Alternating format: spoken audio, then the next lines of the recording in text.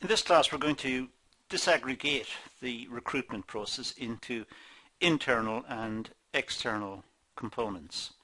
So we're going to look at the two parts of recruitment that are possible, internal and external. When a job vacancy arises, there are two methods that may be used to recruit staff, and these are clearly the internal and the external. Both these approaches have advantages and disadvantages, and we want to run through these in this session. So we'll start with the internal recruitment. Internal recruitment occurs when a vacancy arises and is filled from an employee within the business. So the business has a vacancy and an existing member of staff, an existing worker, is moved to fill the vacancy. An organisation may feel that a particular employee is suitable for a particular job role. For example, an employee may have additional training which makes them, or makes him or her I should say, perhaps more suitable for the job. So the organisation, the management in the organisation gets to know the workers, and they get to know the aptitudes of the workers and their capability. So when a vacancy arises, they're able to move the workers perhaps around to gain more efficiency by simply reallocating the workers to jobs and positions that suit the workers, and the workers will work better and feel better to be in that type of employment, that type of occupation. So the expertise of the management enables the management to reallocate the workforce to suit the interests, the skills and the abilities of the workforce, and thereby fostering good relationships within the business, fostering motivation and presumably more productivity.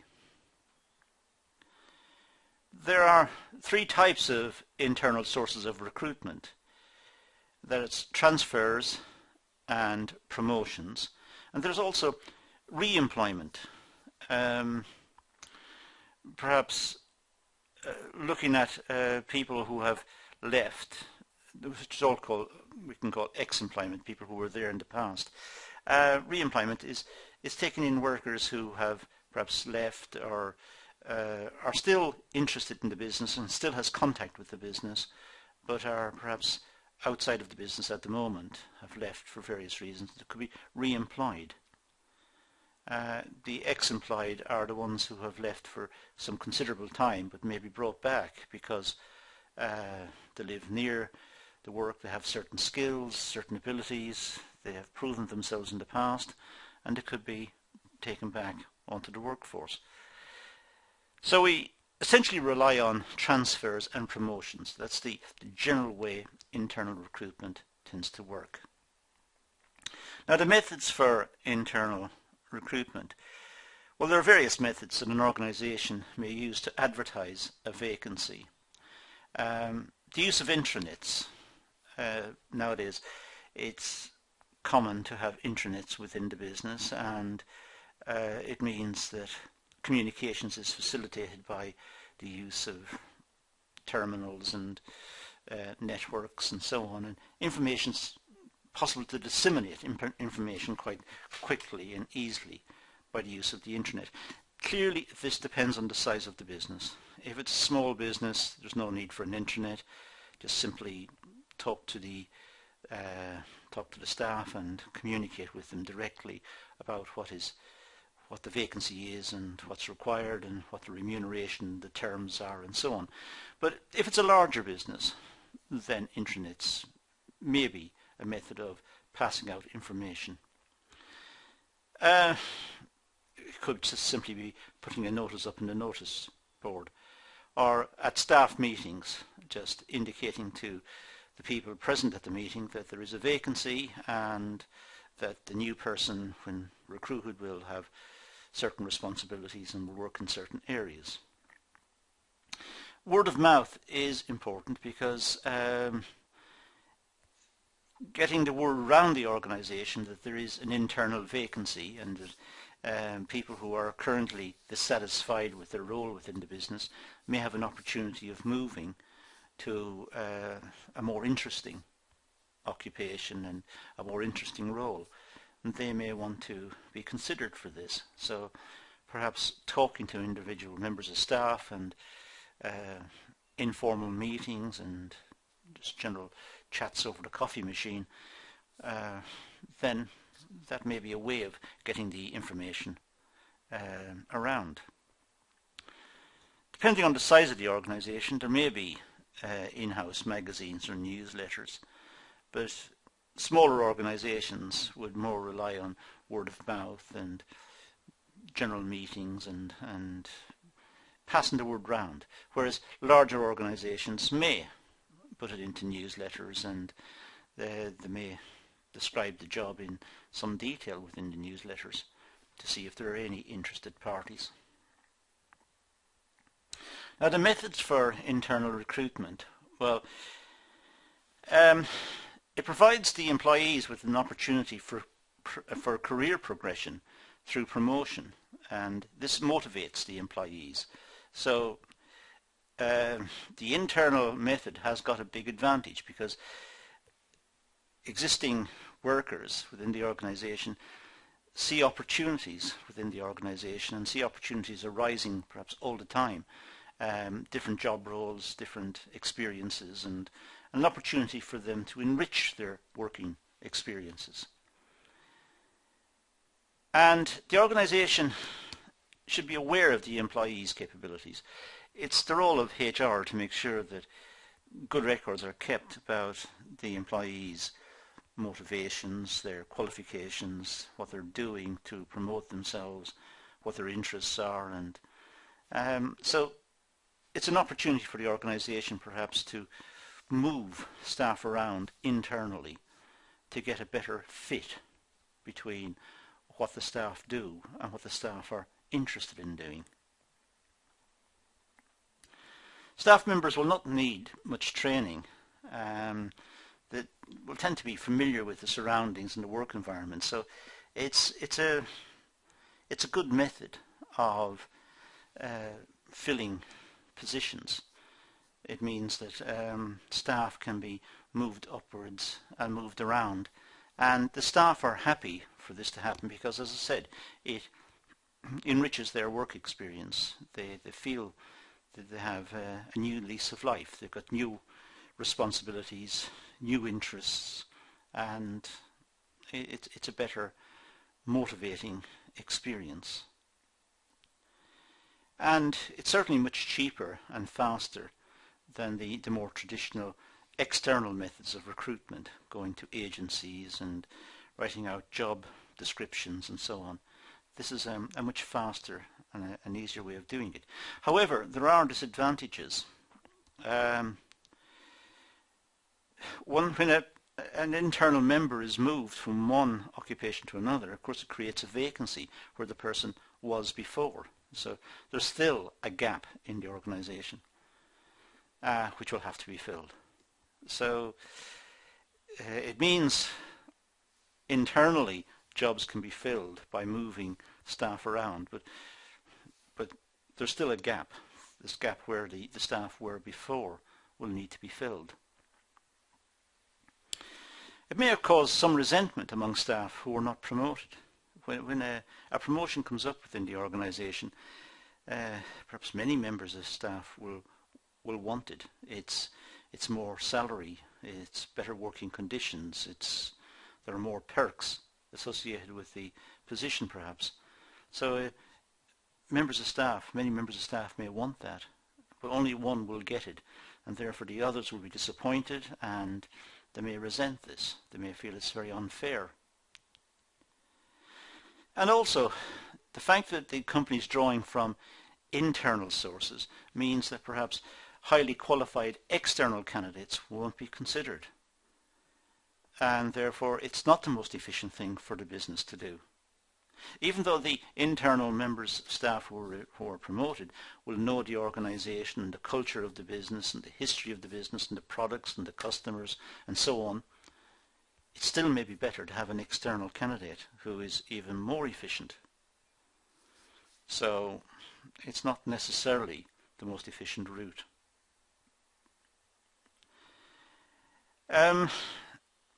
By taking internal candidates, the ideas that the people are taking with them are going to be, in a sense, standard ideas. They're going to take the existing thinking of the business into the new position. Perhaps an external candidate will come in with new ideas, fresh ideas, more modern ways of doing the job and more modern ways of thinking about management and so on. And therefore, again, external candidates may be the best choice. So the internal way may be restricting the flow of ideas. Now the external recruitment, well, external recruitment is the opposite of internal, as you would expect. It involves posting job vacancies for candidates outside of the business. So it's not looking internally. The internal staff are not being considered, just external staff. Although some businesses will say it's advertised externally and internal candidates may apply also. So it's just simply opening it up. Sometimes the business may say they want an entirely new member of staff coming in from the outside and internal candidates will not be considered. So it depends really on what the business wants. It's suitable for organizations that are growing and need extra staff to meet the organization's goals and objectives. So it's looking at growth and it's looking at expanding the business and expanding it with external candidates who, as I said earlier, will have lots of new ideas and lots of new ways of thinking and working and so on. So it may promote the business faster than taking internal candidates. Now the methods used for external recruitment it could be the job centre. This could be services provided by the government. The government is keen to reduce unemployment, to get people into work, to make people more productive. And they offer services of trying to match workers from within the general population, people who are registered at the job centre, perhaps who are currently unemployed, match those with the requirements of industry. So by placing the job description with the job centre, there is an opportunity to recruit, and it's quite cheap to do this. In fact, I think it's a free service offered by the government.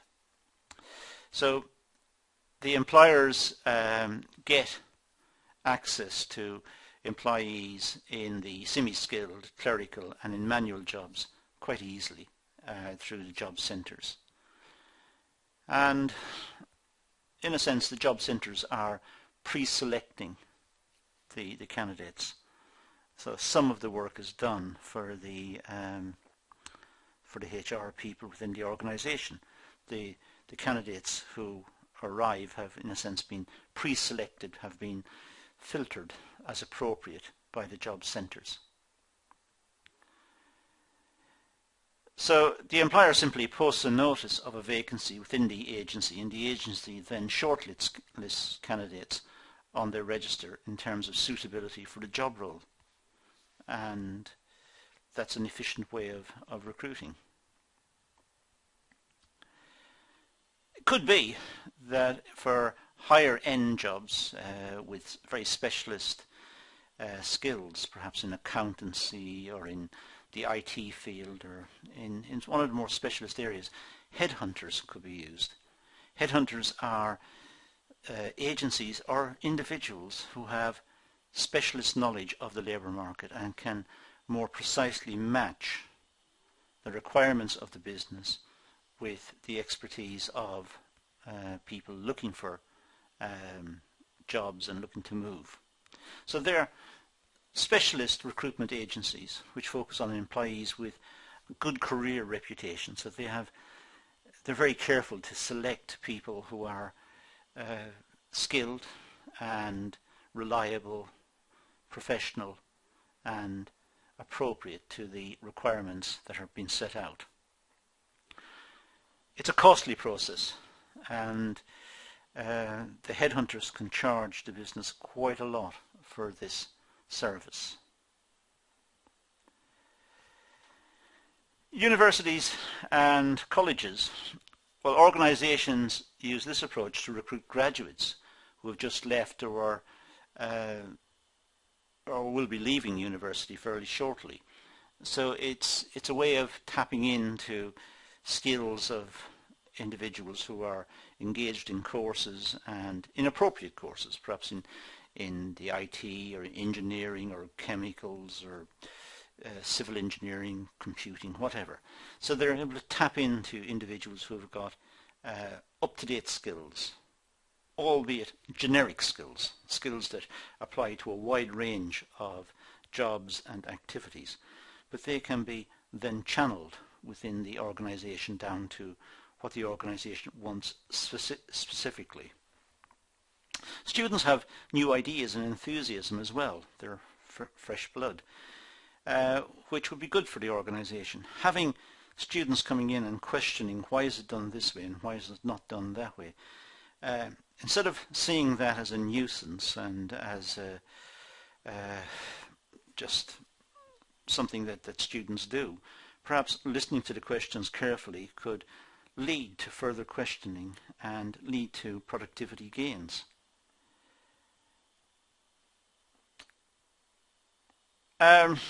Sometimes universities and colleges hold recruitment events on their campus to attract student attention. So there may be an employer fair, for example, held on the campus where employers come and talk to students.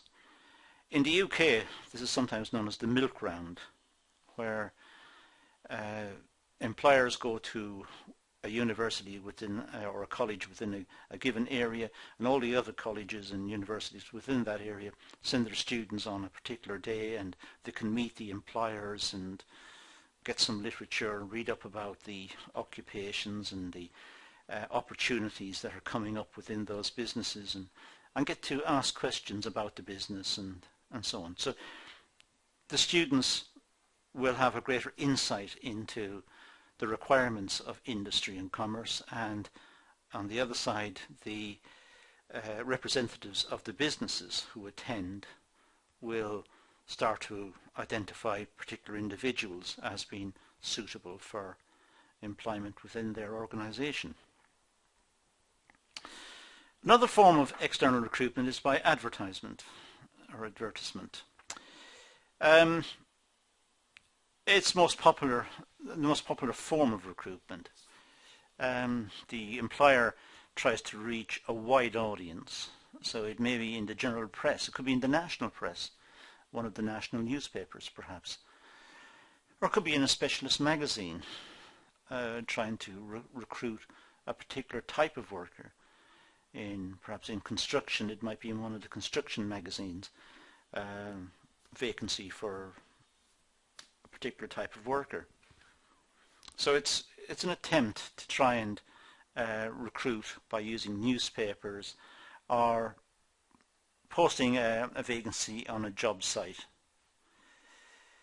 It can happen also on the internet. There are specialist websites that recruit and facilitate employment, and there are some quite famous ones that are becoming large and important within the recruitment sector. So using the internet for recruitment is becoming increasingly important, and as I said earlier, it may be through the use of magazines, specialist magazines related to particular occupations.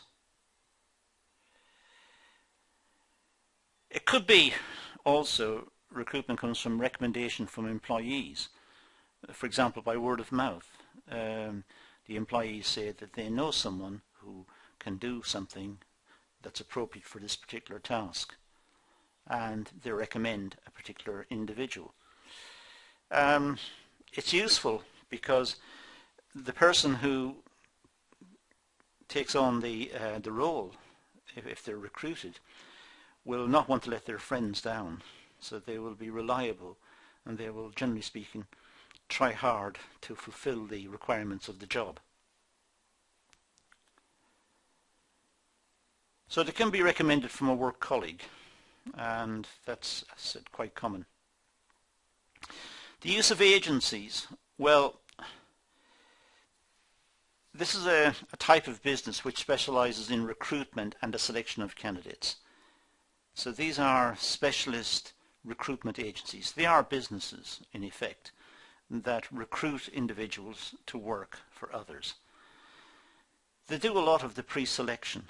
They interview the candidates, prepare the candidates, and make sure that the skills and aptitudes and competencies of the individuals are appropriate to the tasks that are being sought. They're often within specific sectors, such as within finance or business or education or health. So, generally speaking, these type of agencies tend to be sector orientated. They tend to look at, let's say, finance, and they will have accountants and financial expertise and bankers and insurance people on their lists, people who are interested in moving job or moving location or whatever. And should vacancies arise, they will then come between the two and try and negotiate employment and fill the job. But of course they're doing it for a fee. It's their business. They try to find permanent, temporary or interim employees. They don't necessarily go for big jobs all the time. They may go for temporary work. They may be able to provide temporary employment. Within the health sector, for example, many locum doctors may be provided on this basis. Specialist health workers may be employed on a day-to-day basis, and the agencies will recruit doctors, nurses, therapists of all types to work perhaps for a day within a given area, and in return will take their fee for finding that person and filling that requirement. And they, generally speaking, keep a register of appropriate individuals that they can draw on, and they know that these people are interested in perhaps part-time work or interim work, short-term work, and they can draw on those. And should a temporary vacancy arise, or a temporary requirement arise within a business or within the health sector, education sector, or whatever it is, should that vacancy arise, they're able to phone up the people from their register and try and fill that particular temporary vacancy. Generally speaking, they charge quite a high fee, but provide a fast and reliable service. Generally speaking, it does what is required of it. Now, the advantages of external recruitment, well, prevents any form of resentment developing amongst employees, such as favourites. When internal recruitment is used, one person is selected from a team perhaps, or a number of people who want the particular job. And when one person is selected, it causes resentment amongst the ones who are not selected. Well, if it's an external recruitment, then there is no resentment. It can bring in new ideas, skills, knowledge to the organisation, because people are coming in from outside and they have different perspectives. So it can lead to better ways of working and a more interesting working environment. And it enhances the culture and the dynamics of the workplace. It's a more interesting place to work because there are new ideas, new personalities coming through, and that makes it more interesting. It provides an incentive for internal staff to be competitive and to gain recognition so that they could be considered for future promotion. So instead of the business looking to the outside, they may look internally if one member of staff has developed significantly and has a lot of good ideas and is working hard. So it does create a climate of motivation within the existing workforce. The disadvantages of external recruitment, well, putting up vacancies is a costly and time-consuming process. It is timely and it does take time, I should say. It does take a lot of resource, a lot of thinking and working out the job description and interviewing and recruiting, and it's time-consuming. It's a longer process to fill the vacancy than simply recruiting internally, and that means if timing is important, there may be an issue. And the new employees will have to be inducted into the ways of working. There'll have to be training programs, and they'll have to be shown how to use existing facilities and clearly understand what the job role is. So again, it adds to costs. And there's always the feeling that the new employee will not fit in, and it could cause tensions within the workforce if the new person coming in, if their personality does not gel with the other people working in the office environment, for example, then there may be issues, and there could be even more problems caused by that. So there are disadvantages of external recruitment as well. So in this session we've looked at internal and external recruitment, and we looked at some of the issues posed by each of them. It's wise to go back over the video and just simply make some notes of the issues, the pros and cons of each type, and do perhaps some research online to pad these out. It's quite a straightforward topic, but and I think most of the main points are covered here. But nonetheless, it's wise to have a good set of notes in the area. That's all I'm going to do on this session, so I'm going to leave it at that and say thank you for watching.